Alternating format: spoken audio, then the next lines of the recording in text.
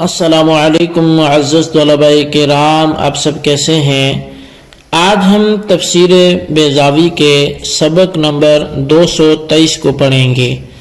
آج کے ہمارے سبق کا عنوان ہے حرف ندا کا بیان۔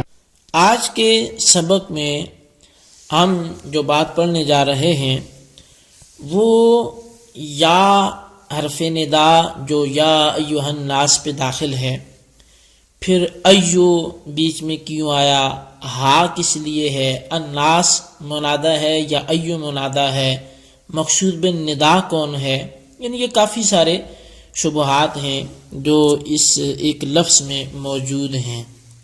تو اس کی تشفی ہمیں آج کے سبق سے حاصل ہوگی۔ تو بہرحال ہم وضاحت کی طرف بعد میں بڑھتے ہیں، پہلے ہم ایسا کرتے ہیں کہ آج کے سبق کی عبارت پڑھ کے اس کا ترجمہ کرتے ہیں، اس کے بعد پھر وضاحت بھی کر لیں گے۔ مصنف علیہ رحمہ لکھتے ہیں وَيَا حَرْفٌ وُضِعَ لِنِدَاءِ الْبَعِيدِ، اور یا یہ ایک حرف ہے جسے دور کی پکار کے لیے وضع کیا گیا ہے، یعنی منادہ بعید کے لیے جسے دور سے بلایا جائے، اس کو اس لیے وضع کیا گیا ہے۔ وقد ينادى به القریب تنزیلا له منزلة البعید، اور کبھی کبھی قریب والے کو بھی اسی یا کے ذریعے بلایا جاتا ہے، اس قریب والے منادہ کو بعید والے منادہ کے قائم مقام رکھتے ہوئے یا اس کے مقام پر اتارتے ہوئے۔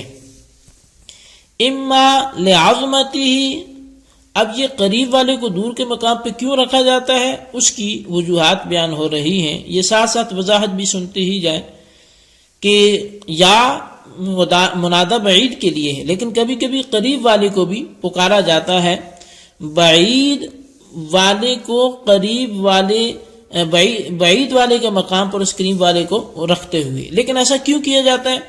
تو پہلی وجہ اما لعظمتہ سے بیان کی جا رہی ہے کہ یا تو اس منادہ کے عظیم ہونے کی وجہ سے، جیسا کہ قول داعی، دعا کرنے والے کے کہنا یا ربی یا اللہ، اے میرے رب، اے میرے اللہ، ہوا اقرب الیہ من حبل الورید، حالانکہ اللہ کی ذات تو اس داعی کے، اس پکارنے والے کے شہرگ سے بھی زیادہ قریب ہے۔ تو اس کے باوجود یہ منادہ بعید کے زمرے میں پکارتا ہے، اس قریب کو بعید کے مقام پہ رکھتا ہے، اس کے عظیم ہونے کی وجہ سے، یعنی اے بلند شان کے مالک میرے رب، اے سب کو پالنے والے میرے اللہ۔ تو اب یہ اس کی شان کے اعتبار سے وہ بعید ہے، یعنی اس کی شانیں بڑی اونچی ہیں، اس کی شانیں بڑی اعلیٰ ہیں۔ تو ایک یہ مقصد ہوتا ہے کہ منادہ کی عظمت کے پیش نظر قریب والے کو بعید کے مقام پہ رکھا جاتا ہے اور پھر یا کے ذریعے سے پکارا جاتا ہے۔ او لغفلتہ وسوء فہمہ، یا پھر دوسرا جو مقصد ہوتا ہے کہ قریب والے کو بعید والے حرف سے پکارنے کا، وہ اس لیے کہ پکارنے والا غافل ہوتا ہے یا اس کی سمجھ ناقص ہوتی ہے، عقل کمزور ہوتی ہے، اور اس وجہ سے وہ پھر پکارنا تو قریب کے لیے یہاں نہیں تھا اس یا کے ساتھ، لیکن وہ قریب والے کے لیے بھی یا کا استعمال کر لیتا ہے، غفلت یا سوء فہم کی وجہ سے۔ اچھا، اب یہاں پر پھر تیسری وجہ جو بیان کی گئی ہے وہ ہے او للاعتناء بالمدعو لہ، یا پھر تیسری وجہ قریب والے کو بعید کے مقام پہ رکھتے ہوئے یا کے ساتھ خطاب کرنے کی وجہ ہوتی ہے کہ مدعو لہ، یعنی جس کی طرف بلایا جاتا ہے اس کی جانب توجہ چاہنے کے لیے، وزیادۃ الحث علیہ، اور اس پر ابھارنے کے لیے مخاطب کو پھر اسے بعید کے ساتھ پکارا جاتا ہے۔ اچھا، یہ تین وجوہات تھی خلاف قیاس اس یا کے استعمال کرنے کی، چونکہ اصل تو اس کا استعمال بعید کی ندا ہے، لیکن قریب کی کبھی کبھی جو ندا ہوتی ہے تو اس کی یہ وجوہات ہوتی ہیں۔ اور اس کے بعد وَهُوَ مَعَ الْمُنَادَى جُمْلَةٌ مُفِيدَةٌ لِأَنَّهُ نَائِبٌ مَنَابَ فِعْلٍ۔ فرمایا کہ یہ جو حرف ندا ہے یہ اپنے منادہ کے ساتھ مل کر ایک مفید جملہ بنتا ہے، اس لیے کہ یہ فعل کا نائب ہوتا ہے، فعل کے قائم مقام ہوتا ہے، یعنی جسے بلایا جاتا ہے وہ آنی فعل عموماً یا ادعو یہ مقدر نکالا جاتا ہے۔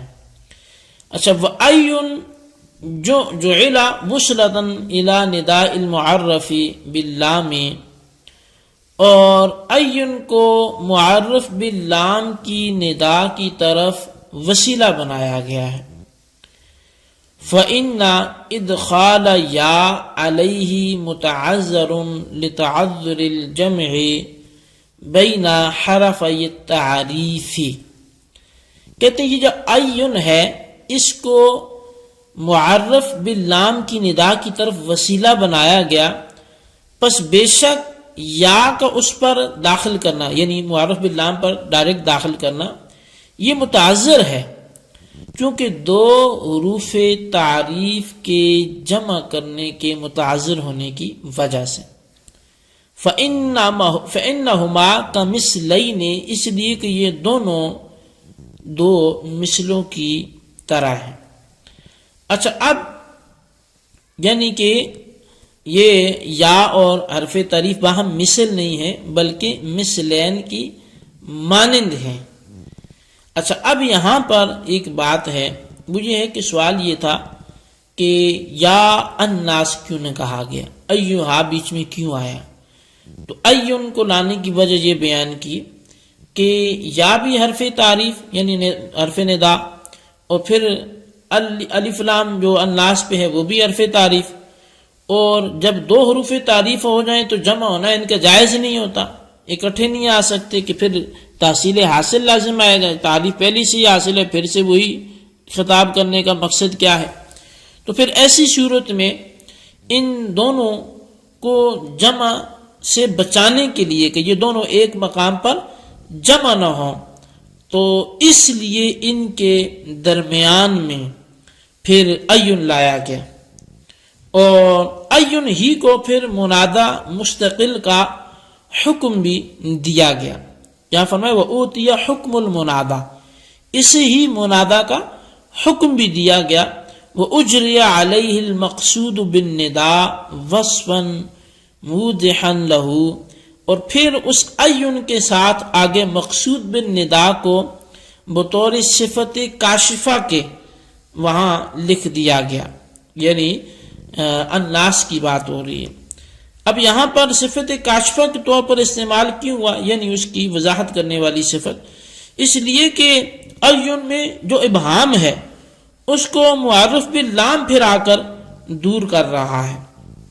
اور پھر فرمایا کہ وَإِلْتِزَامُ رَفْعِهِ إِشْعَارًا بِأَنَّهُ الْمَقْصُودُ، پھر یہ جو الناس کو رفع دیا گیا، تو یہ رفع جو ہے آپ اس کو ایک سوال جواب کی صورت میں بھی حل کر سکتے ہیں کہ ایون منادہ مستقل ہے اور معرف باللام اس کی صفت ہے، تو جس طرح دوسرے منادہ کی صفت میں رفع نصب دونوں کا یہ جواز ہوتا ہے، اسی طرح یہاں بھی دونوں صورتیں جائز ہونی چاہیے، یا ایھا الناس اور یا ایھا الناسا، حالانکہ یہاں معرف باللام کے لیے رفع متعین ہے، تو پھر اس کی تعین کی وجہ کیا ہے؟ تو اس کا جواب یہاں سے دیا جا رہا ہے کہ اس کا رفع اس لیے لازم قرار دیا گیا کہ لوگ یہ سمجھیں کہ مقصود بالندا یہی ہے، ایون تو صرف ایک وسیلہ اور ذریعہ، اور ہے بھی ایسا۔ اور پھر وَأُقْحِمَتْ بَيْنَهُمَا ہَاءُ التَّنبِیہِ تَأْکِیدًا وَتَعْوِیضًا عَمَّا يَسْتَحِقُّهُ أَیْ مِنَ الْمُضَافِ إِلَیْهِ، اور پھر ان دونوں کے درمیان ہائے تنبیہ کا بطور تاکید اور اس چیز کی عوض کے طور پر اضافہ کیا گیا جس کا ایون مستحق تھا، یعنی مضاف الیہ کا۔ تو اب یہ ایک دوسرے شبے کا ازالہ ہے کہ موصوف اور صفت کے درمیان فصل نہیں ہونا چاہیے. یہاں ایون اور الناس میں ہا کا فصل کیوں آیا، تفصیل اس کا فاصلہ کیوں ہوا؟ تو قاضی صاحب نے اس کا جواب اکحمت سے دیا، جس کا حاصل یہ ہے کہ ہائے تنبیہ ایون کے لیے اجنبی نہیں ہے، بلکہ اس کا اضافہ ندا کی تاکید اور ایون کے مضاف الیہ کا صلہ دینے کے لیے. تو پس یہ فصل جو ہے یہ اجنبی کا یہاں پر نہیں ہے. یہاں میں ندا کی تاکید اس طرح ہے کہ ندا ہوتی ہی تنبیہ کے لیے ہے، غافل کو جگانے کے لیے، اور ہاں میں بھی تنبیہ ہے، تو لہذا یوں یہ ایک معنی میں ہوگی. بہرحال جی یہ ہمارے آج کے سبق کی عبارت ترجمہ اس کی وضاحت تھی. اس کو آپ اچھی طرح سمجھیں، اس کے خلاصے کو اپنے رجسٹر پر ضرور لکھیں، بالخصوص ان سوالات کے جوابات بھی دیں. سوال نمبر 1 یہ ہے کہ یا کون سے منادہ کے لیے آتا ہے، قریب یا بعید کے لیے؟ اور سوال نمبر 2 یہ ہے کہ این کو بیچ میں کیوں رکھا گیا، اس کی بھی وجہ تحریر کریں. اللہ تبارک و تعالیٰ سے دعا ہے جو کچھ ہم نے پڑھا سنا اسے یاد رکھنے کی توفیق نصیب فرمائے. آمین بجاہ النبی الامین صلی اللہ علیہ وسلم.